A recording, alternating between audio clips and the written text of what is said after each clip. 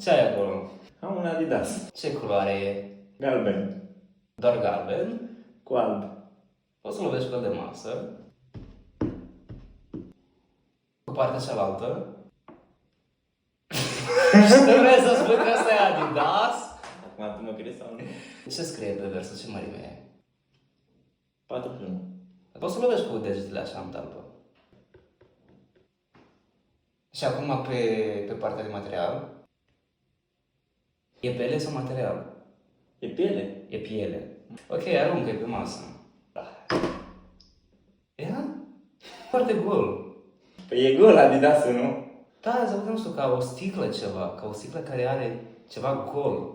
Aruncă încă o dată. Da, odată și gata, ce de 2 ori, nu se poate, odată și gata. Nu este Adidas. Poți să faci așa cu Adidasul de masă. Partea cealaltă.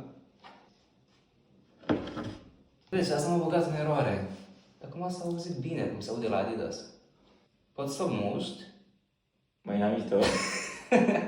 Mai la mișto? Nu. Păi și ce auzi tu când mușc? Forma. Auzi forma tu când te mușc din Material, Adidas. îmi dau seama de material. Nu e Adidasul.